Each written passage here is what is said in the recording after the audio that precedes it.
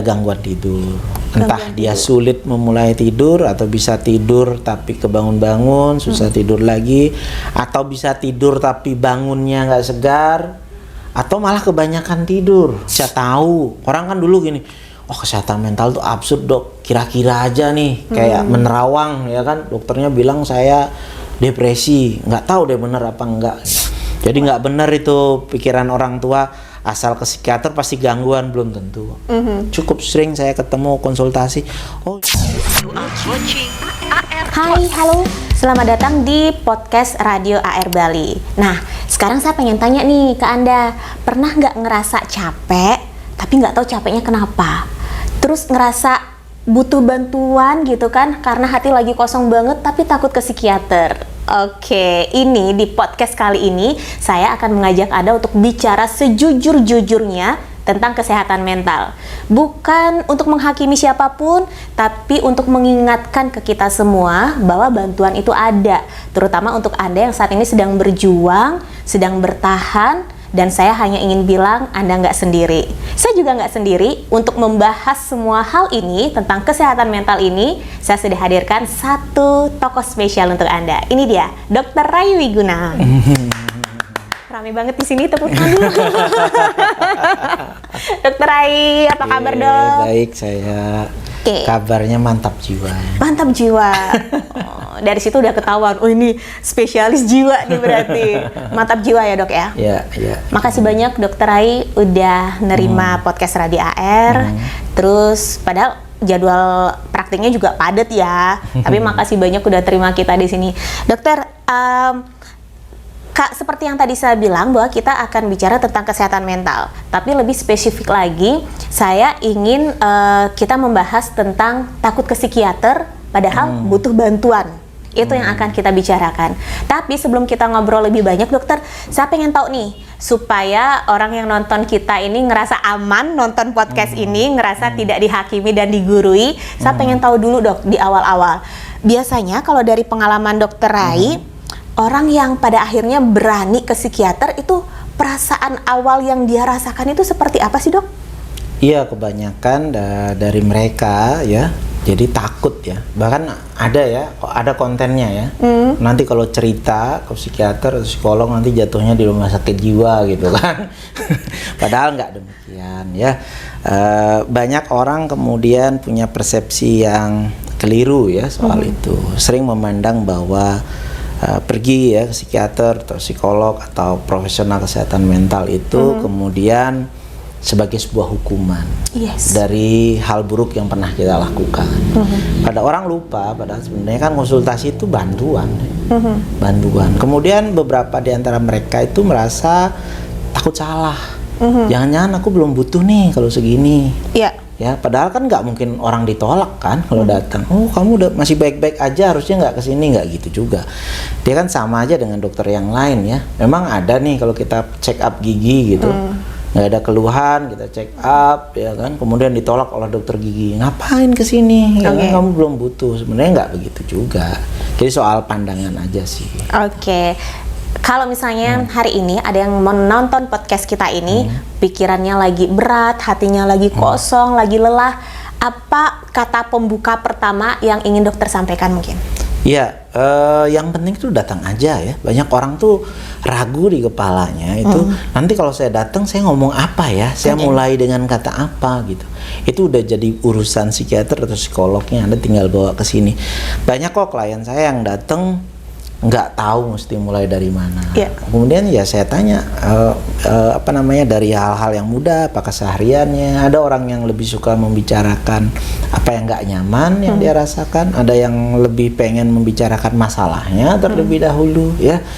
Beberapa mereka sampai ada yang bikin catatan, bagus, nggak ada masalah ya, tapi nggak semua harus datang udah dengan bawa catatan dan sebagainya. Justru itu tuh hal yang menarik menurut saya. Nggak tahu dok mesti dari mana. So berarti mungkin banyak hal ya yang menumpuk di dalam diri kita yang kemudian kita sulit bicarakan ya. Justru di sini kita mengurai ya kan. Jadi bukan semata-mata gini loh, banyak pandangan orang tuh nanti saya akan didiagnosis. Iya. Bahkan namanya vonis gitu. Saya divonis dokter. Padahal kita mah bukan dokter, bukan hakim ya Iya, kan? iya. Kita ini dokter ya kan? Kenapa kemudian perlu diagnosis misalnya? Ya sama aja kalau kita mau pakai ojek online ya. Kita kan mesti tahu dua hal kan. Mau pergi kemana, sama di mana kita sekarang. Ya kan ya. Dua hal itu kan. Ya. Nah sama ketika kita bingung, merasa tersesat, sebenarnya kita mau cari dua hal kan. Selain kita mau kemana, kita lagi di mana ya, pada situasi seperti apa, kondisi seperti apa. Nah itulah yang kita urai misalnya di sesi-sesi awal gitu. Itu kenapa misalnya ya Luna lihat kan kalau ruang psikiater ya nggak gitu-gitu amat. Ini karena mau ketemu Luna aja saya pakai jas putih. Hari-hari orang biasanya nggak ketemu saya pakai itu gitu. Lebih nyantai kalau sehari-hari ya? Ya sehari-harinya orang bahkan bikin, ini dokter loh. Iya. Kan, gitu. Oke, berarti satu hal untuk mereka yang lagi sebenarnya butuh bantuan, jawabannya adalah datang aja. Itu aja dulu. Oke, baik. Sampai di situ dulu, sampai di situ dulu ya kita obrolannya ya. Oke, dokter keseharian menekuni psikiatri kejiwaan gitu ya dok ya, dan saya juga sudah telusuri Dokter Rayu Wiguna ini banyak speak up atau bicara dan mengedukasi masyarakat tentang kesehatan mental. Nah jadi yang bakal kita obrolin benar-benar garis bawahi kesehatan mental gitu dok. Ini saya pengen tahu nih, kenapa sih selama ini kalau kita nyebut kata psikiater itu identik banget sama maaf orang gila gitu misalnya, atau udah parah banget gitu. Kenapa bisa kayak gitu ya identifikasinya ya dok? Kira-kira? Ya sebenarnya itu hal yang umum aja ya. Banyak terjadi profesi sesuatu itu pasti dikaitkan dengan hal yang paling beratnya apa, ya kan? Jadi sama aja dokter penyakit dalam, mungkin orang akan ingatnya yang ngurusin kanker, selalu yang lebih berat. Dokter saraf, dia yang ngurusin stroke, padahal ya banyak juga yang diurusin kan selain stroke ya. Jadi sama kesehatan mental juga begitu. Orang taunya apa yang disebut namanya sebenarnya skizofrenia ya. Itu yang sering di stigma salah sebagai orang gila gitu ya. Padahal ya itu juga itu bahkan adalah sesuatu kondisi yang bisa ditangani deh. Ya banyak orang nggak tahu kan. Banyak stigma salah ya. Misalnya kalau orang taunya orang gila itu adalah pikirannya hilang dok, hilang pikiran ya kan. Kalau zaman saya hilang kewarasan. Ya zaman saya dulu adanya di film Si Unyil. Nah kan ada orang gila pasti di mana ayahku, di mana ibuku. Ya nggak gitu juga sebenarnya. Ya orang skizofrenia itu masih tahu ayahnya siapa, ibunya siapa. Cuman nggak bisa mengendalikan.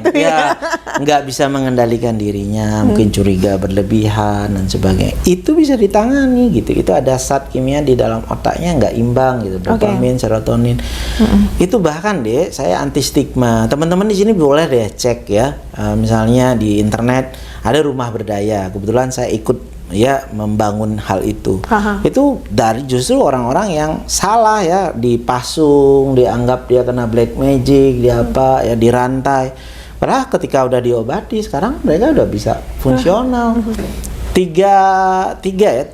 orang diantaranya tuh udah jadi ASN ya kan? Ya justru dari kota disabilitas itu di kota Denpasar. Nah salah satunya antar anak jemput saya sekolah tuh adalah penyintas skizofrenia. Jadi kalau orang tanya, orang bisa baik ya? Setidaknya saya suruh sih antar jemput anak saya. Kalau belum baik nggak mungkin dong saya suruh antar jemput anak saya. Nah artinya gangguan mental yang berat pun itu bisa pulih. Gitu. Gitu. Gangguan mental yang berat, yang parah pun itu bisa sembuh ya dok pulih. ya? Orang bisa yang pulih. Dipasung sudah 4 tahun, 5 tahun ya kan. Sekarang mungkin udah bisa nungguin ya toko ya kan. Jadi kalau teman-teman di sini masih ada yang heran, masa bisa begitu? Wah, berarti mainnya kurang jauh ya. Sekarang sebenarnya bisa ya, udah bisa pulih. Yang penting mendapatkan penanganan yang tepat. Apalagi gangguan mental yang tidak seberat itu. Mestinya sih nggak ada alasan kita kemudian membiarkan diri kita dalam kualitas hidup yang kurang baik gitu. Oke, jadi kalau saya secara pribadi berharap setelah menonton podcast ini Anda tahu bahwa psikiater itu bukan orang gila aja yang ke sana, bukan itu asumsinya, dan juga nggak harus parah-parah banget baru ke psikiater. Kita pelan-pelan kita ubah stigma yang salah seperti itu ya dokter ya. Baik, dok, mungkin selama ini banyak yang ngerasa saya baik-baik aja kok, saya cuman capek gitu. Di luarnya mungkin masih bisa ketawa di depan temen gitu, padahal di dalam hatinya berantakan. Cuman pertanyaannya, kapan sih capek yang kita anggap biasa tadi itu sudah menjadi bukan hal biasa lagi? Kapan kita sudah harus nyadar nih, oh ini aku butuh bantuan nih gitu? Iya, iya. Nah sebenarnya gini, kan ada capek yang butuh istirahat kan. Ya. Normalnya orang kalau capek istirahat segera kembali. Tapi ada loh orang yang capek dikasih istirahat tambah capek, ya kan? Dan ngerasa bukan itu yang dibutuhkan. Berapa banyak teman-teman di sini punya kesempatan tidur, rasanya tidur, atau bahkan kalau dihitung tidurnya 10 jam tapi bangunnya nggak seger. Ya, berarti kita butuh hal yang lain dong, bukan istirahat nih jawabannya. Nah itu apa namanya sign ya, dimana kita butuh hal yang lain. Jangan-jangan kita butuh minimal check up dulu lah gitu kan. Kalau fisik oke, ya kan, capek melulu padahal nggak ngapa-ngapain, nggak banyak kegiatan, ya udah dibawa istirahat tapi nggak segar juga, berarti mungkin ada hal yang lain yang perlu kita intervensi gitu. Oke, hal yang lain itu ya kemungkinan besar ada bantuan-bantuan yang kita butuhkan dari seorang profesional. Ya, ya seperti tadi. Jadi kita tahu nih mana situasinya. Jadi gini, biasanya kalau tanda-tanda kelelahan mental yang berlebihan itu misalnya ditandai ada gangguan tidur. Entah dia sulit memulai tidur, atau bisa tidur tapi kebangun-bangun, susah tidur lagi, atau bisa tidur tapi bangunnya nggak segar, atau malah kebanyakan tidur, ya kan, tidurnya melebihi daripada yang seharusnya tapi nggak seger, ya kan. Kemudian kehilangan apa ya, minat ya, hilang minat dan kegembiraan nih gitu. Masih sih saya bisa kerja dok, tapi nggak sepassionate dulu. Oke. Ya kan, bangun tidur lama banget mau mikirin kerja nggak ya, sekolah nggak ya, dan sebagainya. Nah itu berapa lama nih teman-teman, ya kan? Jangan-jangan lebih dari setengah jam nih kita mau cari-cari alasan nanti kalau nggak kerja apa ya alasannya dan sebagainya. Itu bisa jadi tanda-tanda ya? Ya, atau begitu kita kerja melakukan apa, hobi lah ya, bukan kerja, hobi yang tadinya tuh menyenangkan, mancing dulu menyenangkan, tapi sekarang mancing malah jadi beban nih, diajakin sama temen, kalau nolak gimana, kalau ikut kok berat banget rasanya. Atau yang tadinya diajakin karaoke nyaman ya kan, sekarang kok jadi beban ya gitu, cari-cari alasan gimana caranya nolak dan sebagainya. Nah hati-hati. Kemudian juga lebih sensitif biasanya, ya kan. Hati-hati nih yang wanita, jangan, nggak semua sensitif itu PMS. Ya kan ada nih ya ibu-ibu, saya PMS dok, PMS-nya gimana, sebelum haid, pas haid, sama sesudah haid. Lah kan tiap hari jadinya kan. Ya, ada hari jadi, tanpa sensitif. Nah, sensitifnya macam-macam. Sensitif gampang cemas, gampang takut, ada yang gampang melo, ya, gampang jijik, gampang marah. Ya kan, udah senggol bacok aja ya kan. Kasihan dok sama anak-anak, ya kan. Kita kadang-kadang kalau udah sadar nyesel, tapi nanti kejadian lagi, ya kan. Kemudian kita merasa ini kayaknya bukan diri kita deh, ya kan. Ya, nah ini tanda-tanda kita perlu ya mengakses pertolongan. Mau kemana pun, banyak orang bingung. Dok, saya mulai dari psikolog dulu apa psikiater dulu gitu. Dimana yang aksesnya tuh lebih mudah gitu. Baik secara tempat, baik secara akses biaya, ya kan. Mau dari BPJS, pokoknya yang mana yang bisa kita jangkau duluan. Nanti masalah setelah di psikolog ternyata kita perlu psikiater, pasti diarahkan kok ke sana. Atau misalnya datang ke saya, oh ini lebih perlunya ke psikolog, nanti pasti saya arahkan ke psikolog. Makanya kami kalau di klinik ini ya itu bareng. Ya, psikolog, psikiater, sebenarnya ada profesional kesehatan mental lain, ada perawat jiwa, ya, ada mental health nurse, ya, ada konselor. Jadi mau mulai dari mana aja tuh boleh, ya kan? Yang penting dimulai. Ada juga yang ragu karena ini, saya udah terlalu parah kayaknya dok, atau saya kayaknya nggak parah-parah amat, udah perlu nggak datang. Jadi sebenarnya yang penting itu bukan soal parah apa ringannya, tetapi seberapa cepat sih kita mengakses bantuan dan seberapa konsisten kita di dalamnya, gitu sih. Mungkin kadang orang yang takut ke psikiater itu karena takut dianggap lemah kali ya dok ya. Padahal kalau menurut dokter meminta bantuan psikiater itu tanda kelemahan atau justru di situ tanda keberanian? Ya ini double standarnya ya. Kalau saya mau bandingin, saya kan dokter biasa aja kan, sama seperti orang lain, sama kayak dokter kulit, dokter mata. Cuman double standarnya gini, ada nggak sih gitu misalnya orang ke dokter mata ngerasa, aduh mata saya merah dok, berarti saya lemah ya orangnya. Nggak pernah ketemu tuh saya begitu ya kan. Atau misalnya ketika kita jatuh naik motor patah tulang, terus datang ke dokter bedah tulang, oh lu gimana dok tulang saya, berarti saya lemah ya dok orangnya. Kok enggak ya gitu. Dan double standarnya yang lain adalah ketika kita minta bantuan untuk kondisi-kondisi tadi, masalah fisik, biasanya orang kan gercep kan. Oh iya ya ini ya kan. Kemudian kita dapat privilege, udah kamu istirahat dulu ya kan? Tapi kalau soal kesehatan mental biasanya gimana? Kebalikannya kan. Kalau kita bilang, anterin dong saya ke psikiater, ngapain? Kamu sehat-sehat aja kayaknya. Kamu perlunya lebih banyak bersyukur aja. Itu ya respon kan? orang sekitar ya kan, dan sebagainya. Jadi justru biasanya orang mengeluh kesehatan mental, maaf ya, akhirnya diarahkannya ke rumah ibadah. Iya. Ya. Padahal itu kan kesehatan juga. Ya kan? Ditanggung loh sama BPJS ya kan, ditanggung sama negara ya kan.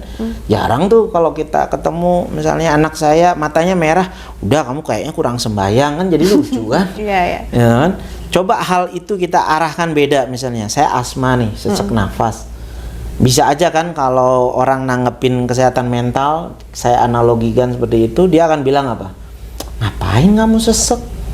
Ya kan, udara di sini nih jernih, kamu tarik nafas, banyak bersyukur. Coba kalau kita ngomong begitu sama yang asma, bisa dilempar sendal kan kita kan? Ya. Nah, tapi kesehatan mental seakan-akan kita tuh care kalau kita ngomong begitu. Ngapain kamu cemas? Ngapain kamu sedih? Ngapain nggak bisa tidur? Kamu banyak bersyukur ya kan? Tenangkan diri, baik. Orang demam loh kalau digituin juga nggak hilang kan demamnya. Ini juga sama ya, kesehatan mental tuh sebenarnya ya bagian dari kesehatan fisik. Banyak orang nggak ngerti gini loh. Kalau istri saya dokter mata, organnya udah jelas kan mata, ya kan. Ke dokter THT udah jelas, ya kan telinga. Tapi kalau ke jiwa orang masih absurd. Ini apanya dok? Ya jelas otaknya. Jadi sebenarnya otak itu ada 3 hal paling nggak dokternya. Ada dokter psikiater, ada dokter saraf, neurologi, ada dokter bedah saraf. Kalau otak ini diandaikan TV nih misalnya, kalau TV ini kemasukan kecoa, ya kan, kemasukan debu, itu bedah saraf. Karena ada darahnya, ada sesuatunya yang perlu dioperasi, ya kan. Kemudian kalau kabel-kabelnya nih yang terganggu, ya itu dokter neurologi, bisa jadi stroke, bisa jadi epilepsi dan sebagainya kan. Tapi kalau fungsinya nih, kelistrikannya yang terganggu nih, listriknya rendah, ya kan down, dia kan jadi samar dan sebagainya, itu psikiater gitu sebetulnya. Tapi gejalanya berupa tadi bisa tidur, bisa perasaan, bisa perilaku, cemas. Ya bisa pikiran kita. Jadi orang cemas itu sebetulnya bukan kepengen cemas ya. Beda antara orang gangguan cemas dengan cemas biasa. Kalau cemas biasa, Luna sama saya bisa cemas dong, ya kan? Ini kayaknya hujannya lebat, ya kan? Tapi cemas biasa tuh ada responnya nih. Oh karena ini saya bawa mobil aja ya, saya bawa mantel ya, saya bawa. Kalau orang gangguan cemas cemas aja, cuman nggak ada responnya. Ya, bahkan nggak tahu apa triggernya, nggak ada apa-apa penyebabnya. Iya kan? Dan ketika penyebabnya udah hilang, rasanya ini sih karena anak saya mau ujian ya dok, ujiannya udah lewat, kita masih cemas juga. Nah ini gangguan cemas, jadi sistem alarmnya yang terganggu deh. Bayangin kalau mobil alarmnya terlalu sensitif, ya nggak ada orang nabrak, orang lewat aja sebelahnya bunyi gitu kan. Ya. Terus kita bilang sabar, tenang, kan nggak bisa. Ya otomatis ya sistem alarmnya kita perbaiki. Gitu. Di saat seperti itu adalah udah pertanda jelas bahwa kita butuh bantuan profesional, nggak usah ragu-ragu datang ke psikiater atau kemana aja yang bisa dijangkau dengan cepat gitu ya dok ya. Oke. Mungkin ada juga yang selama ini orang yang nanti aku curhat aja deh sama temenku gitu, nggak usah ke psikiater. Padahal itu dua hal yang berbeda ya dok ya, curhat sama temen atau sama keluarga dengan curhat sama psikiater. Ya. Artinya gini, ini sama dengan upaya mandiri lah. Ya kan? Sama aja dong kalau saya batuk, seberapa sering sih begitu batuk kita langsung datang ke dokter?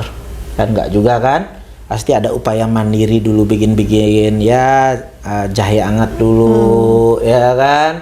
Apalah ya kan, kita cerita ke temen nih saya mau istirahatkan nih, kayaknya kebanyakan ngomong dan sebagainya. Pasti kita lakukan itu dulu. Kesehatan mental juga begitu, nggak otomatis begitu ada masalah orang datang perlu ke psikiater. Boleh upaya mandiri ya kan, belajar relaksasi ya kan, kita shifting lah ya, cerita ke teman baiknya ya kan, boleh. Tapi ketika itu dilakukan, kan ada juga nih orang curhatnya tuh serial, ya kan? Mana kasetnya diputar ulang kan? Berapa teman-teman di sini yang kelelahan karena apa? Temennya curhat untuk hal-hal yang sama aja. Jadi setiap ada sesuatu dicerita, ya kan? Itu lagi, ya, besok aku mau ketemu dong, ini lagi, itu lagi. Begitu kita coba berikan jalan keluar, nggak dilakukan juga dan sebagainya. Akhirnya apa? Temen curhatnya ikutan stres nih kan, atau mulai menghindar ya kan. Berapa orang di sini yang gitu cari teman baiknya dia mulai agak menghindar. Ya jangan-jangan kita semena-mena ya kan, seperti itu, atau memang belum bisa ditangani dengan upaya mandiri. Ada batuk yang cuman minum air jahe aja bisa hilang, tapi ada juga yang enggak. Nah, jadi perlu akses bantuan yang lebih daripada itu. Jadi kita malah di Bali bikin loh namanya komunitas teman baik, itu ngajarin orang untuk bisa dengerin curhat temennya, ya kan, yang baik gitu. Dan kalaupun nggak bisa dan ada ya gejala-gejala yang menetap dan sebagainya, dia bisa menghubungkan untuk cari bantuan. Komunitas ini masih aktif dok? Masih aktif, ya kan. Dan itu teman-teman bisa kok di Instagramnya ada berteman baik namanya, berteman_baik. Jadi kita rutin bisa ya, nggak harus di sekolah atau kampus. Jadi di kemarin ibu-ibu arisan ada tuh ya kan ya. Jadi tagline-nya gini, nyari teman baik kan susah ya, jadilah salah satunya gitu. Nah, kita ini bisa jadi teman baik ya kan, bukan yang kalau kita ngobrol kemudian solusinya nggak ada, malah gosipnya yang nyebar. Iya benar. Nah, kalau ke profesional kesehatan mental, apakah itu psikolog, perawat jiwa ataupun psikiater, itu beda sama ngobrol biasa deh. Jadi bukan kami cuman ya udah dengerin terus udah lega selesai, enggak. Tapi kita dampingi untuk kemudian memahami diri kita. Masalah sebenarnya apa sih, latar belakangnya apa pola-pola yang terjadi sebelumnya yang membuat kok kita jatuh seperti ini terus, sehingga kita menemukan sendiri. Bukan juga datang ke psikiater nanti saya dapat mantra ajaib dok, saya mesti begini ya kan. Ada juga yang punya konflik rumah tangga misalnya, ke psikiater udah dengan pertanyaan, menurut dokter saya mesti cerai apa tetap bareng dok gitu. Jadi bukan dari kami nantinya, kita mengurai dulu, ntar dulu nih bu, nah ibu dulu akhirnya dia sendiri memahami, oh sebenarnya hubungan saya tuh begini ya dok, yang kurang tuh ini ya kan. Kemudian untuk menghilangkan kurangnya ini, oke, dari saya mesti apa, dari pasangan saya apa, sebesar apa sih kemungkinannya pasangan saya mau berubah seperti itu. Nah itu kita mengelola itu sebenarnya. Dok, kalau boleh tahu ketika seseorang memutuskan untuk berani datang ke psikiater, di sesi pertama kali banget ketemu sama seorang psikiater, itu ngapain aja sih di sesi pertama itu dok? Ya, nah itu saya biasanya kita mengurai kan, orang datang kan pasti dengan tujuan. Ya kan, tujuannya biasanya adalah ada hal-hal yang nggak nyaman. Bisa kita mulai dari sana. Oh, nggak nyamannya apa ya kan? Karena kalau saya lebih banyak menangani gangguan cemas, jadi keluhan-keluhannya lebih banyak ke sana. Ada kecemasan perasaan, ada overthinking, tahu dok saya nggak perlu mikirin itu, tapi entah kenapa otomatis ya tuh hadir, ya kan? Atau banyak gejala fisik, saya udah mah, kambuh-kambuhan, tahunan, masa minum obat mah sampai 2 tahun gitu kan? Ya, nah jangan-jangan ada hal yang lain. Atau kita mulai dari permasalahan. Ada orang nih belum banyak terganggu, tapi masalahnya udah ada. Misalnya masalah dengan pasangan, ya, baik putus atau udah berulang kali putus, atau ada salah paham, ya, atau pasca perceraian, ya kan. Jadi masalahnya apa? Atau masalah di keluarga, ya, dengan orang tuanya kah, atau dengan teman. Kita mulai dari masalahnya. Nanti juga pasti akan bahas dampaknya. Apa nih dampak masalah ini? Ini di sesi pada pertama diri ya dok ya? Ya, itu, ya kan. Jadi sesi pertama itu mencari tahu kira-kira start awalnya itu di mana nih? Di mana sih posisi kita sekarang, ya kan? Sama biasanya kita udah menentukan ini mau kemana, mau apa, ya, yang kita ubah, kita ingin menjadi seperti bagaimana. Nah itu 2 hal. Nanti kita bikin kontrak kan, oke, dari kondisi ini mau ke sini, apa nih yang kira-kira perlu dilakukan? Apakah cukup dengan psikoterapi, namanya talk terapi ini, ya kan? Ataukah misalnya pada tahap tertentu butuh obat, ya kan? Dan intervensi psikiatri itu banyak, ada juga latihan gelombang otak.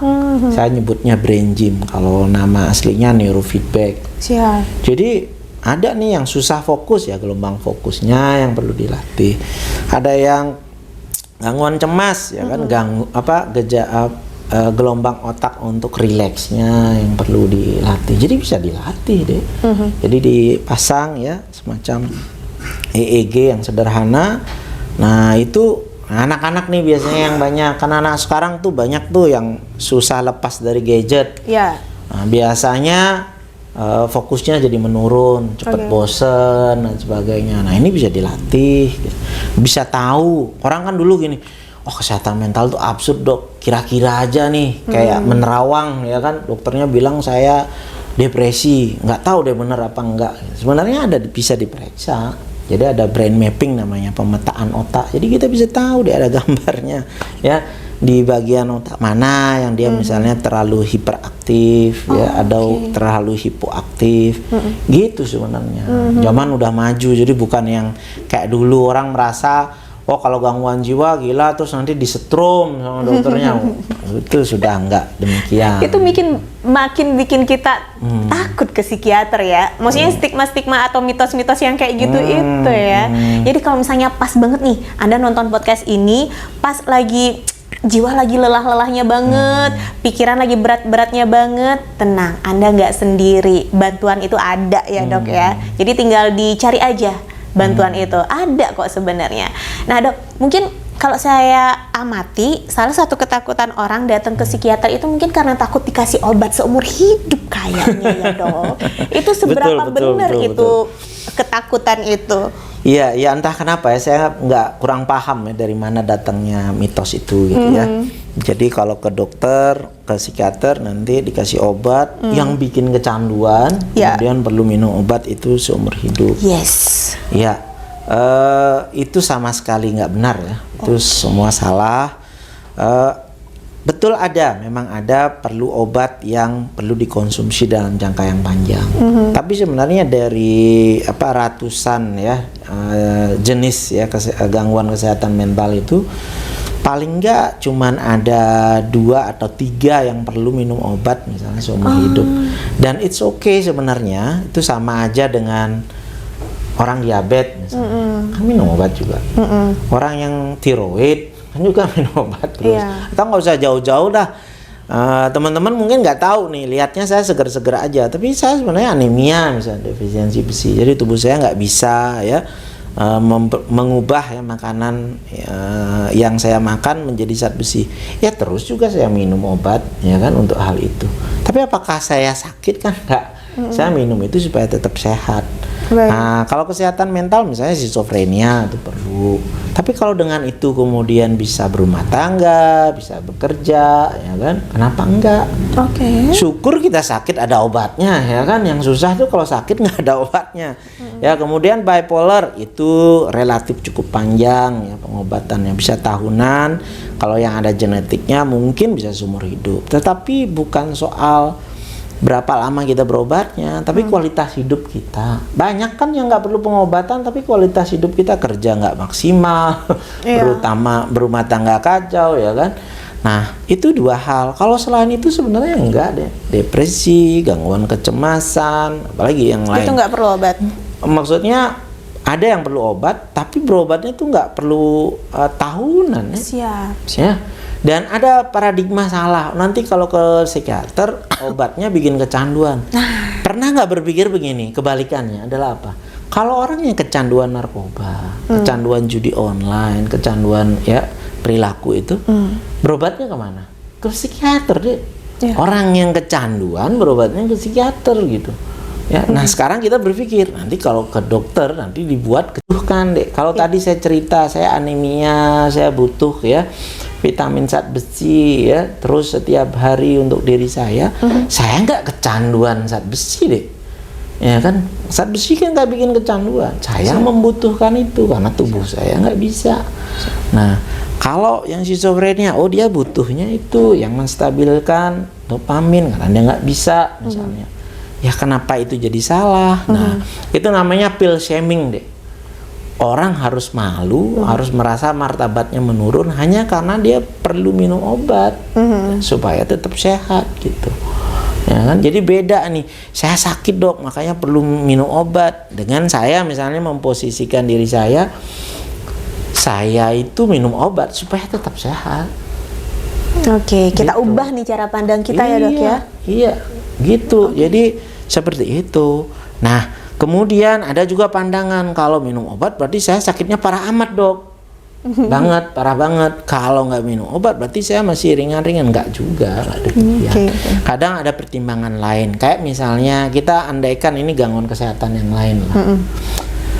Demam gitu. Oke. Sebenarnya kalau demam karena virus nggak minum obat juga kan sembuh ya. Iya. Tapi sembuhnya kurang lebih ya 7 hari, 10 hari. Nah, tapi kalau minum obat kita mungkin 2 hari, 3 hari udah bisa kerja lagi, ya kan? Salah kemudian kalau begitu kan enggak. Ya, jadi itu pertimbangan-pertimbangan yang lain. Atau sebenarnya ketika kita minum obat, intervensi yang lain tuh jadi lebih efektif deh. Jadi talk terapinya lebih nyaman. Bayangkan nih orang depresi, bukannya nggak mau ya, tapi dia sulit ada keinginan untuk itu. Terus dikasih PR nih misalnya. Jadi kalau salah satu jenis psikoterapi itu pakai cognitive behavior therapy, ada PR-nya deh. Kasih tugas nih, nanti ada pertanyaan, nanti perlu diisi. Teknik relaksasinya perlu dilakukan di rumah. Terus karena dia masih enggan, gimana coba caranya? Ya kan nggak jalan-jalan kita. Siap. Jadi dengan terapi ini kemudian ada tambah pengobatan, keinginannya mulai muncul, jadinya kan talk terapi berjalan dengan baik. Siap. Ya, jadi itu kira-kira. Jadi bagaimana melengkapi hal itu. Ya, sama aja dengan orang kolesterol. Kalau minum obat perlu diet nggak? Atau kalau diet perlu minum obat nggak ya? Bagusnya kan kedua-duanya kan, ya minum obat kolesterolnya, diet juga, ya kan gitu. Jadi kesimpulannya adalah tidak semua gangguan kesehatan mental itu harus minum obat seumur hidup, apalagi tidak semua. Enggak, tergantung ya gimana kebutuhannya. Iya. Ya. Dan yang kesimpulan lainnya adalah kita jangan terlalu antipati dengan minum obat gitu ya dok ya? Iya. Gini loh, obat tuh kan bukan hukuman. Yes. Itu bantuan, ya kan? Kita keseringan deh waktu kecil dulu soalnya kamu nakal nanti tak suntik, atau kamu nakal makanya kasih minum obat. Dan seakan-akan obat itu hukuman, enggak juga. Jadi sebenarnya itu bantuan sehingga kita cepat pulih. Setelah pulih menjaga kesehatan, termasuk kesehatan mental. Maka saya lebih suka kalau edukasi itu nggak membicarakan gangguannya, tapi gimana menjaga kesehatan mental kita ketika kita masih memilikinya gitu. Ya kan, gimana menjaga kesehatan tidur kita, Siap. gimana kita menjaga mood kita, ya kan, dengan lebih baik, gimana menjaga kerja kita seimbang, ya kan. Siap. Begitu. Biasanya orang baru kelimpungan kalau sudah kehilangan, kalau sudah susah tidur, kalau sudah, ya kan, overthinkingnya luar biasa, baru merasa penting. Oke, ya siap, itu kira-kira. Jadi ya itu dia, jangan takut-takut untuk ke psikiater gitu kan, jangan takut-takut ketika ada obat yang harus diberikan, karena itu juga untuk kesehatan mental jangka panjang ya dok ya.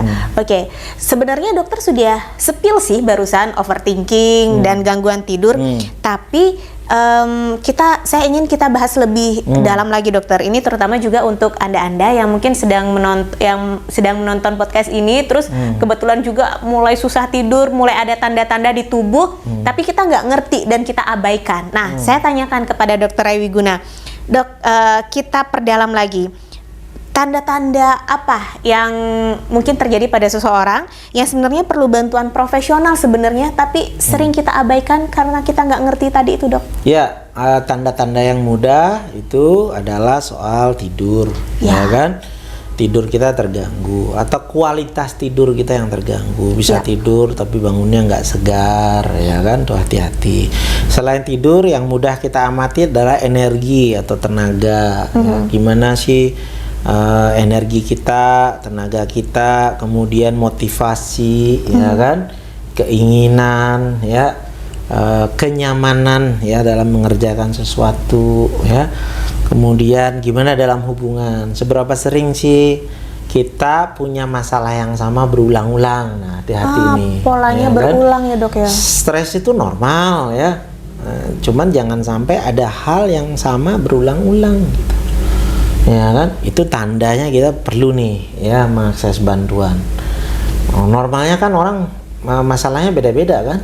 Seharusnya beda-beda. Iya, ketika saya SD masalahnya lain, ketika SMP lain, ya kan, SMA lain. Tapi kalau itu terjadi kan? lagi dan lagi kok terus berulang nih, jangan-jangan ada sesuatu, ya kan. Kemudian ada ya gejala-gejala fisik ya yang berulang, ya. Yang kalau diperiksakan sebenarnya baik-baik aja, tapi kok ini mengganggu ya, entahkah berdebar, rasanya gangguan jantung, padahal kalau dicek ya normal, ya kan, berdebar gitu ya udah cek nih dok, saya echo normal, ya kan, wah saya jadi tambah takut nih, ya kan, gitu. Kemudian mah gitu, jadi asam lambung berulang-ulang, ya kan. Jadi hilang timbul, jangan-jangan latar belakangnya nggak diperbaiki, ya. Keliengan nih dok, saya udah MRI normal, ya kan, nggak ada masalah. Wah, jangan-jangan ada kaitannya, karena stres itu nggak selalu kita sadari, ada juga yang di bawah sadar kita. Jadi mungkin beberapa teman sini punya kecenderungan kalau stres itu kita nggak menghadapinya langsung, mungkin karena situasi misalnya, ya kan, kita nggak bisa menghadapi bos yang toksik, ya kan, misalnya kan, ngelawan nggak bisa, ngasih alasan nggak bisa, tapi saya perlu kerjaannya dok, akhirnya kita telen-telen. Apa yang terjadi kalau kita telen-telen? Ya sakit, ya, bisa imunitas tubuh kita menurun. Nah, itu hati-hati, kalau itu terjadi itu perlu kita mulai mengakses bantuan. Oke. Nah, kalau misalnya nih saya ketemu temen gitu ya, misalnya ini ilustrasinya gitu, terus mungkin teman itu ngomong ke saya, aduh aku kayak capek gitu kan, capek hidup, terus lelah hati banget. Itu kalau saya sebagai teman itu saya harus meresponnya bagaimana ya dok ya? Nah ini gimana cara menjadi teman baik ya? Teman mendengar. Instagramnya itu ya. Yang pertama adalah kita belajar mendengarkan dengan empati, tanpa penghakiman. Ini terutama buat yang cowok-cowok nih. Karena yang cowok itu kalau mendengarkan sesuatu udah gatel mau ngasih solusi. Benar, ya kan? Benar. Kamu mestinya begini gitu. Ya. Orang baru cerita 2 kalimat, 3 kalimat. Nah, coba bayangin siapa yang di sini ngalamin begitu, pacarnya yang cewek curhat, kemudian baru 5 menit curhat dia udah, kamu mestinya begini gitu. Udah kita kasih solusi, kita malah dimarahi kan. Apa sih kamu nggak ngerti gitu. Iya bener. Itu Karena merasa tidak Karena dipahami. yang sebenarnya dibutuhkan adalah didengarkan. Yes. Kadang-kadang orang curhat nggak ngerti masalahnya apa. Coba ingat-ingat, jangan kita sering curhat. Sebenarnya ketika mulai curhat kita nggak ngerti masalahnya apa. Oke.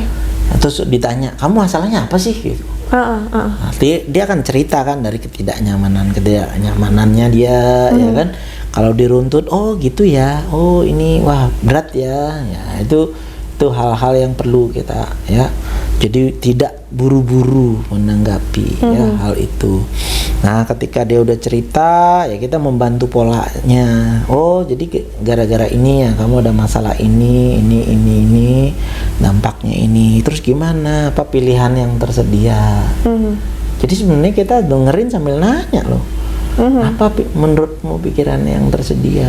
Ya kan dia pasti sudah ada apa aku putus aja ya baiknya ya gitu. Oke, putus. Apalagi orang kalau ada masalah biasanya pikirannya pendek kan. Iya. Nggak ada pilihan dok. Atau nggak cerita ke temennya, aku kayak nggak ada pilihan. Masa sih? Coba apa lagi yang lain ya kan. Oke, ditunda dulu, dipikirin kan bisa. Oh, kamu cerita dulu ke orang tua gitu kan. Apa betul sih dia begitu? Kan gitu kita lihatnya kan. Itu nanti orang yang curhat akan ketemu sendiri deh. Oh, aku kayaknya dari semua itu ini deh mau dilakukan. Oh, bagus. Kira-kira, nah kita yang sebagai mendengarkan, jangan puas dulu. Oke, kamu lakukan, bagus tuh ya. Tapi kira-kira kalau kamu pilih ini, hal baik apa yang bisa ada? Apa risiko buruknya? Karena ada juga kan setiap pilihan kehidupan risiko buruknya. Iya. Kamu nggak apa-apa nih kalau ada kejadian ini. Kayaknya itu masih bisa saya terima. Nah, oke, dia bilang. Oh, bagus, kamu bisa kok nyelesainnya. Ya.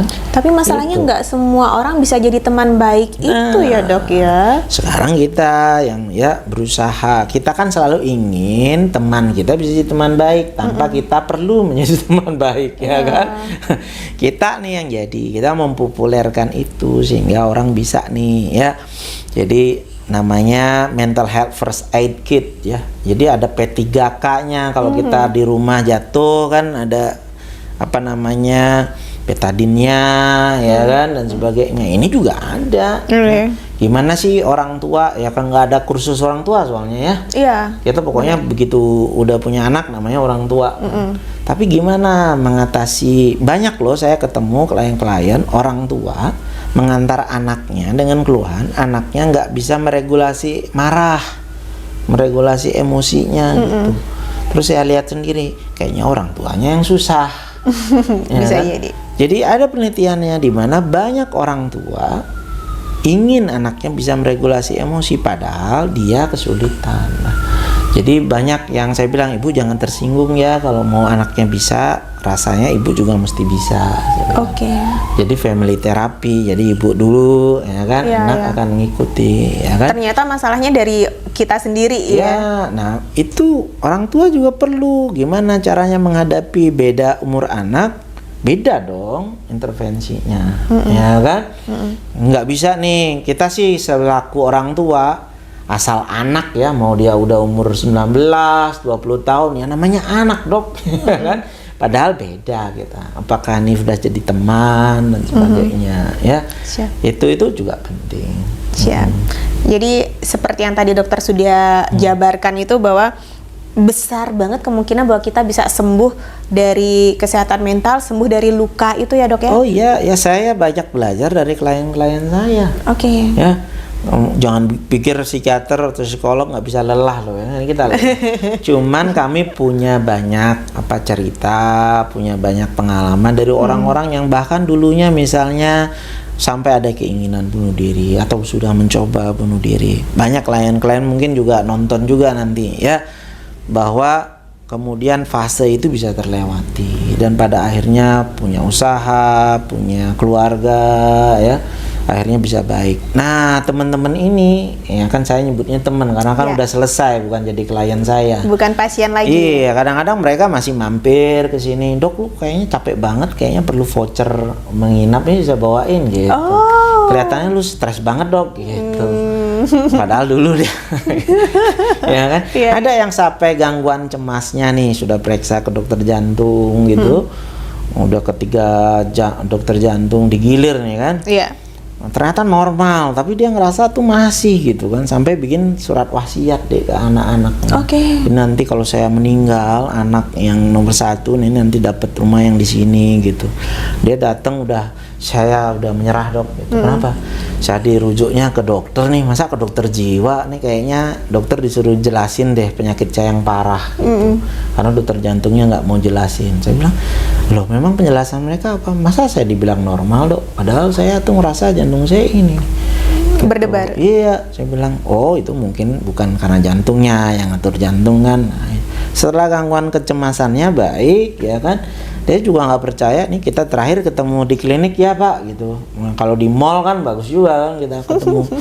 Nah itu, jadi kalau kami ketemu sekarang, saya tanya, surat wasiatnya masih ada pak? Gitu. Ya kan, nah itulah uniknya sebetulnya ya ketika kita mengalami. Jadi saya di situ kalau saya lelah, yang dulu hidupnya bisa begitu aja bisa oke kok sekarang dan sebagainya. Jadi ini loh, banyak juga nih, banyak yang sekarang konten yang laku keras di media sosial soal trauma ya. Seakan-akan kalau orang sekali udah trauma ya akan begitu. Enggak kok, saya percaya bahwa kadang-kadang hidup kita dimulai dengan gak ideal, tapi ketika kita ya sudah mempunyai peta baru dalam kehidupan kita, bisa fokus pada yang mendatang ya, bukan tentang masa lalu, kita juga punya kehidupan sendiri. Justru kita punya ketahanan mental yang baik. Jadi ini ngomongin trauma ya, ada betul namanya diagnosis post traumatic stress disorder PTSD. Jadi karena trauma itu kemudian ya menetap mengalami gangguan. Tapi juga ada yang namanya post traumatic growth ya. Jadi setelah mengalami ya peristiwa yang besar, kita bisa tumbuh pasca musibah ya kan dan sebagainya. Cuman gimana kita mau merespon hal itu? Antara banyak orang yang mau mengasihani diri ya kan, ini cuma jadi excuse, soalnya ya dulu saya begitu dok kehidupannya, ya orang tua saya dulu begitu. Oke, itu terjadi, itu fakta ya, dan kamu saat ini begini, tapi mau sampai kapan ya kan? Nah itu kita mau mulai dari situ, itu sih saya. Memulai dari situ dan nggak perlu nunggu benar-benar hancur dulu baru ketemu psikiater. Oh iya, nah itu susahnya, itu yang mungkin makin mempertebal stigma. Kenapa ya dok kalau ke psikiater dulu ya kan orangnya dirawatnya jauh-jauh ya, karena lama-lama karena udah ketemunya itu udah di fase-fase tertentu, sama kayak kanker udah di fase 4 gitu kan sulit. Tapi kalau awal-awal makin kesini sih makin generasi ya terutama milenial itu makin paham loh soal hal itu. Kalau dulu makin banyak saya ketemu pasien anak atau remaja yang dipaksa-paksa sama orang tuanya disuruh kontrol. Tapi makin kesini banyak mereka tuh datang sendiri. Siap. Terus pada saatnya mereka bingung gimana caranya saya ngasih tahu orang tua saya gitu. Bahwa saya konsul sama psikiater gitu. Ya. Dulu kan orang takut lah ya kan untuk datang ke psikiater ya kan. Sekarang enggak kok, justru halangan saya saat ini adalah membuat boundaries. Ada orang mau di hipnoterapi nih. Dokter bisa nggak nanti saat hipnoterapi bawa HP saya, nanti rekam saya dok, bikin saya 20 detik, nanti saya pakai reels ya kan dan sebagainya. Wah ini repot ini kan. Ada permintaan yang seperti itu pasti pasiennya Gen Z itu biasanya tuh ya nggak? Ada, ibu-ibu juga ada. Oh ada ya? Juga. Ada gitu ya, hal-hal seperti tadi. Justru mereka, saya sering menasihati mereka, maksudnya bukan saya nggak mau ya. Kadang kan mereka bikin short video gitu kan, aku lagi di dokter ini gitu-gitu. Hati-hati bu, tapi media sosial kan nggak semua kita kenal kan, nanti dimanfaatkan dan sebagainya. Jadi tantangannya tuh kadang-kadang gitu, atau yang tadi kita ngomong kan mengglorifikasi. Jadi anak remaja sekarang saya udah hafal, kalau anak remaja datang diantar sama orang tuanya, biasanya ngerasa ADHD, jadi gangguan pemusatan perhatian dan hiperaktif. Kayak ada kebanggaan gitu. Aku ya, jadi seakan-akan kalau sempat fokusnya nggak bagus, kayaknya ADHD dok, gitu kan. dan sebagainya. Ya bagus, di satu sisi bagus, lebih aware akan hal itu, tetapi hati-hati ya kan, jadi over diagnosis. Kalau dulu orang kan menghindari diagnosis, ini sekarang fenomenanya orang baru merasa keren kalau ada diagnosisnya gitu. Gitu. Makanya kami melengkapi ya pemeriksaan sehingga bisa lebih objektif gitu. Ya. Jadi nggak benar itu pikiran orang tua asal ke psikiater pasti gangguan, belum tentu. Cukup sering saya ketemu konsultasi, oh ini bukan ya kan, bukan mengalami gangguan itu. Tapi nampaknya mindset kamu deh yang perlu nih kita ini kan. Nah, biasanya saya rujuk tuh udah sama psikolog saya aja ya kan untuk hal itu. Ada yang namanya quarter life crisis ya kan. Kan bukan diagnosis kan, itu ya kita lagi umur 20-an lagi tersesat aja lah, mau mana mencari duluan, jati diri mau gitu. sekolah dulu, mau kerja dulu, mau berkeluarga dulu, atau ngopeni orang tua dulu ya kan. Itu ada hal-hal itu, dan itu kalau kondisi begitu tidak dengan obat tapi dengan psikoterapi gitu. Wow, pastinya banyak ya dok ya hal-hal indah gitu yang dokter alami dari pasien yang dulu jadi pasien jadi klien, mungkin dengan kasus yang berat sekalipun akhirnya sekarang sudah sembuh, sudah pulih. Banyak cerita menarik pastinya. Ya. Nah itu saya makanya makin lama berpraktek saya makin banyak belajar gitu dari situ. Ada yang udah gimana pernikahannya tapi kemudian menemukan jalannya, ada yang jalannya tetap bersama, sama-sama baik setelah itu. Ada juga yang jalannya akhirnya mereka berpisah tapi kehidupan mereka juga makin baik ya, berdua gitu. Jadi nggak harus ideal, nggak harus kayak di film-film bahwa kita tumbuh dari kecil dari keluarga yang bagaimana ya kan, apa sih istilahnya, kecil disuka, muda terkenal ya, tua kaya raya gitu kan, nggak harus begitu. Jadi justru saya percaya banyak pribadi-pribadi baik itu tumbuh dari banyak kesulitan gitu. Banyak tempaan ya kan dok. Untuk mungkin orang-orang yang saat ini sedang berjuang gitu kan, bertahan sampai detik ini, bagi mereka itu seperti apa pentingnya peranan keluarga atau mungkin pasangan?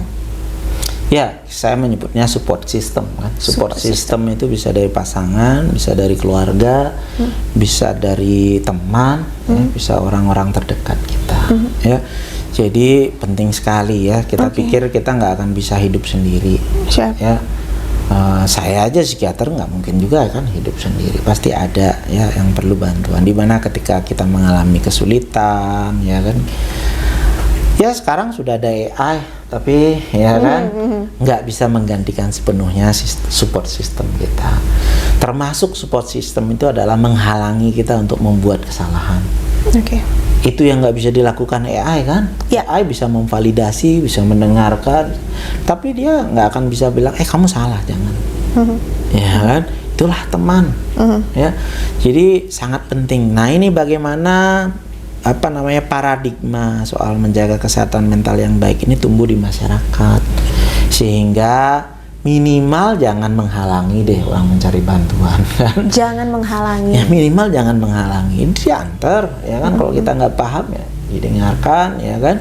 Itu kita bisa pilih ya mana ya gini. Mungkin juga teman-teman ada yang pernah kecewa ya kan. Udah nih dok, saya udah kok sudah pernah datang psikolog, psikiater dan sebagainya, tapi kok nggak dapet dok. Ya sama aja lah, ini kan kayak kita nyari jodoh ya. Ada yang klik rasanya, ada yang enggak dan sebagainya. Jadi ya kita bisa coba lagi ya kan, kita bisa cari profil seperti apa yang kita inginkan dan sebagainya. Jadi seberapa penting sih, seberapa bernilai sih kesehatan mental kita gitu. Jadi kalau kita merasa ini bernilai, ya tentu kita mengusahakan yang terbaik gitu. Kemudian kita punya kendali kok. Seringkali teman-teman yang merasa kesulitan, ada kesusahan, kita tuh merasa di posisi nggak ada pilihan. Ya kan, nggak ada kesempatan, nggak punya kendali. Itu kan di luar kendali saya dok gitu. Padahal sebenarnya ada hal-hal yang memang kendali kita. Apa yang kita mau lakukan sekarang, mau kemana kita mencari bantuan, itu dalam kendali kita. memilih mana orang-orang yang baik untuk diri kita, itu juga ada dalam pilihan kita, ya kan, sehingga bisa mendapatkan bantuan. Jadi support system bagaimana kita mendengarkan awal, kemudian menghubungkan ketika mereka bisa mendapatkan bantuan, bukan setelah kemudian porak-poranda, ya kan, baru kita. Tapi kalaupun sudah seperti itu ya nggak apa-apa, nggak ada kata terlambat sih sebenarnya gitu. Siap. Jadi jangan sampai misalnya ada pasangan kita yang kayaknya aku mau ke psikiater deh. Ih gila lo ngapain gitu. Kamu kan sehat-sehat aja gitu kan, nggak tahu. Jangan lagi ada respon yang seperti itu ya dok ya. Nah mungkin banyak yang lupa, kan program pemerintah ada check up gratis setahun sekali waktu ulang tahun. Sebenarnya itu menyakup kesehatan mental. Oh ada ya dok ya? Ada di dalamnya, ya kan. Cuman karena itu tidak butuh biaya, rasanya biaya yang besar, tidak perlu cek lab, orang kemudian mengesampingkan. Kan? Padahal makin kesini makin jarang ya orang yang mau nanyain kita, ya gimana kabarnya, itu kita makin jarang ya. Nah kalau check up gratis kesehatan mental itu ada listnya dan sebagainya. Jadi sebelum ada gangguan, seringkali kan kita gitu, kalau udah ada gangguan baru, ya kan. Siap. Makanya kalau sekarang nih saya ada edukasi gitu ya ke suatu komunitas, saya sering melemparkan pertanyaan begini, oke, nanti kalau ada yang mau sharing dapat hadiah dari saya, hadiahnya voucher, ya, voucher konsultasi. Wah mereka ini kan, waduh jangan deh kalau bisa, ya kan, dan sebagainya. Padahal kalau yang nawarin dokter objin misalnya, dokter kulit tuh kayaknya privilege, dapat. Iya, bener-bener hadiah gitu. Iya, hadiah. Kan kalau sebenarnya nggak kepake ya bagus juga kan. Dianggap jebakan ya dok. Enggak, kalau bisa jangan dok. Ya nggak apa-apa kan gitu. Itu orang merasa ketika kesehatan mental masih dia miliki itu nggak terlalu berharga. Siap. Tapi ketika udah hilang baru tuh, dokter ada keringanan nggak ya? Bukannya dulu saya tawarin voucher, ya kan? Wah, ini setelah ngobrol sama Dokter Ray Wiguna, banyak hal yang harus saya pribadi lakukan loh kayaknya. Yang pertama, saya harus cek Instagram berteman baik, ya kan? Terus yang kedua, saya harus cek fasilitas yang itu check up mental setahun sekali itu ya. Saya harus cek itu. Itu gratis kan dari program pemerintah. Karena saya baru tahu juga sih. Iya, itu ya. Jadi apapun bisa datang kok ya. Psikiater juga ada ditanggung BPJS, ya kan. Tinggal dikonsultasi ke dokter layanan primer, ya kan. Kemudian sampaikan keluhan-keluhan tadi. Jadi biasanya kalau memang sudah dibutuhkan ya akan dirujuk gitu ke psikiater ya. Enggak yang serem-serem amat, ya kan. Kebanyakan nonton film sih, ya kan? Nonton drakor soalnya. Dramanya lebih kenceng. Dokter, untuk penonton yang mungkin setelah mendengarkan podcast sama Dokter Ray ini ngerasa oke, fix aku harus cari psikiater gitu. Apa yang bisa, langkah sederhana yang bisa dia lakukan saat ini aja? Yang pertama cari informasi ya, nggak mesti nih karena dengerin ini enak nih misalnya Dokter Rai, nggak harus ya, nggak harus sama Dokter Rai nggak harus ya? Saya kebetulan kan ketua perhimpunan dokter spesialis jiwa ya, Serang Denpasar. Jadi di Bali itu ada sekitar 78 orang psikiater. Ya, jadi setiap kabupaten ada. Ya. Anda cari tahu ya kan, sesuai nggak nih profilnya dengan diri saya, atau psikolog jauh lebih banyak lagi ya kan. Jadi cari yang aksesnya mudah, yang kira-kira cocok, cari tahu ya kan, kayaknya saya cocok nih yang begini ya kan, mendengarkan dan sebagainya ya, datang aja. Nggak ada orang datang ke psikiater tuh dipaksa minum obat tuh, nggak ada deh. Ya pasti kita akan mengajak, ini ada opsinya, ada pilihan ini, ada ini baiknya di mana, kurangnya di mana, nanti mana ya kira-kira mau dilakukan gitu.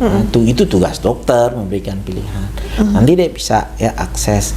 Jadi jangan merasa ini harus kita lalui sendiri ya, nggak ada yang bisa hidup sendiri ya. Itu jadi jangan menunggu berat gitu, ada pilihan pikiran-pikiran ya, misalnya sampai ada keinginan melukai diri dan sebagainya, segera, jangan ditunggu ya. Kemudian penting mengatur kesehatan mental kita ya, upaya mandiri dulu lah, baca relaksasi, cari aja di YouTube tuh kan, ada panduan relaksasi, misalnya deep breathing exercise, pernafasan dalam, ya kan. Ada progressive muscle relaxan, jadi bagaimana relaksasi otot, ya kan. Dimana kita atau bikin catatan, ya kan, journaling, gitu. Nanti hal-hal itu tuh sudah kita lakukan masih juga mengganggu, datang di bawah, journalingnya di bawah, ya kan. Jadi kan ada buku diary-nya kita nyebutnya ya. Ya, itu bisa kita ini kan biar nggak masa share-nya ke media sosial, kan zaman sekarang begitu kan. Ya, sering saya gimana ya, terenyuh gitu lihatnya. Oh Tuhan, saya ini. Untung nggak dijawab ya, ada nama akunnya Tuhan gitu kan. Ya kan, dan sebagainya. Jadi perlu nih hal-hal itu. Ya, jadi dan itu sebenarnya bagian dari budaya Bali kan. Sebenarnya kita masado, ya kan. Jadi mengeluh aja sekarang tuh kan seakan-akan ngeluh aja tuh nggak boleh gitu. Padahal dulu orang kan sedikit apa yang ngeluh kan. Biasa aja kan mau ya toh. Sekarang kita nggak boleh ngomong begitu. Kalau ada misalnya yang, aduh aku kayaknya lebih baik mati aja, nah hati-hati. Itu jawaban orang biasanya apa? Gak boleh ngomong begitu, pamali nanti. Ya kan? Malah dihakimi ya? Iya, bukan berhenti pikirannya, deh, berhenti ngomong dia. Berhenti ngomong, pikirannya masih jalan. Kemana-mana pikirannya. Iya. Jadi hati-hati demikian ya. Keinginan kita menguatkan dia, jangan-jangan justru malah bikin down, ya kan? Wah kamu kalau yang cowok-cowok gitu nangis gitu, wah nggak membuat dia lebih baik. Ya? Siap.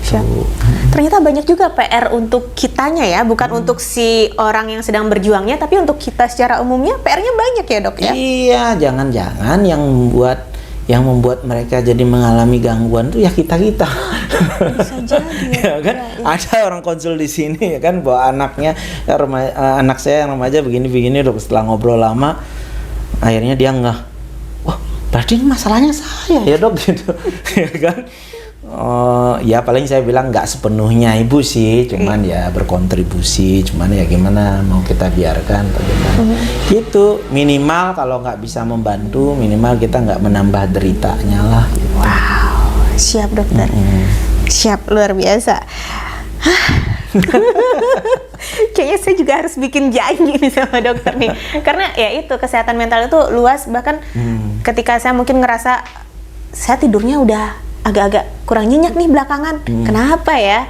Itu alangkah baiknya kalau saya dapat waktu yang berharga bisa ngobrol sama seorang psikiater gitu dok. Wow, luar biasa sekali. Dok, untuk yang sekarang ini mungkin sedang menonton, sedang berjuang tapi diem-diem aja selama ini, nggak berani ngomong sama siapa-siapa, apa satu pesan singkat yang pengen dokter titipkan kepada orang yang seperti itu? Ya, buat teman-teman yang sedang mengalami masalah ya, rasanya memang dalam keadaan seperti ini nggak ada jalan keluar, nggak ada pilihan, ya, nggak ada yang peduli dan sebagainya. Tetapi jangan sampai kita merasa kehilangan diri kita sendiri. Memang pada akhirnya ya kita sendiri yang perlu ya membantu diri kita. Jadi orang lain boleh mengabaikan kita, tapi jangan pernah mengabaikan diri kita. Jadi sangat manusiawi ketika kita membutuhkan bantuan, kita mencari pertolongannya, ya, dengan cara apapun, ya. Jadi cari bantuan dan teruslah ya melanjutkan pemulihan itu. Kadang sulit, kadang akan ada up down-nya, tetapi kita tuntaskan sehingga kita memang bernilai untuk mendapatkan kebahagiaan atau kenyamanan itu.